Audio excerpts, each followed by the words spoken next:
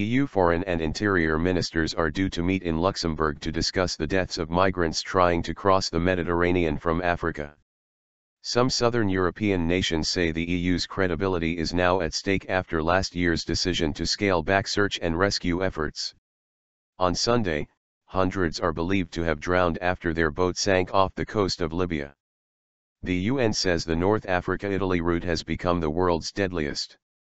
The 20 70 feet, long boat was believed to be carrying up to 700 migrants, and only 28 survivors have been rescued. A boat carrying coffins of the 24 victims found so far has just arrived in Malta, the Italian Coastguard says. EU Foreign Policy Chief Federica Mogherini said ahead of the foreign ministers' meeting there was no easy solution, no magic solution. We have a political and moral duty to exercise our role. The Mediterranean is our sea and we have to act together as Europeans. It is also in our interest, in that of our credibility. The European Union was built and is built around the protection of human rights, human dignity, and the life of human people.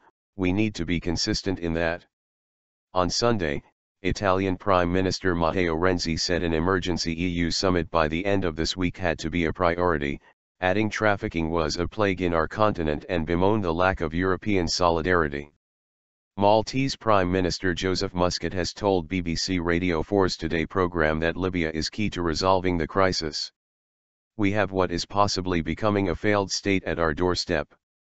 We have criminal gangs having a heyday organizing these trips in rickety boats. We need to get the Libyan factions together to form some sort of government of almost national unity. Human smugglers are taking advantage of the political crisis in Libya to use it as a launching point for boats carrying migrants who are fleeing violence or economic hardship in Africa and the Middle East. Up to 1,500 migrants are now feared to have drowned this year alone. The UN High Commissioner for Refugees, UNHCR, said the latest sinking could amount to the largest loss of life during a migrant crossing to Europe. The EU has been criticized for its policy since the rescue operation, Mare Nostrum, was ended last year. Some EU members said they could not afford it and expressed concerns that it was encouraging more migrants. It now runs a more limited border control operation called Triton. The migrants reportedly fell overboard when they rushed to draw the attention of the passing Portuguese merchant ship King Jacob, causing their ship to capsize. One survivor in the Canizzaro hospital in Catania, Sicily, said there were as many as 950 people on board, although this has not been verified.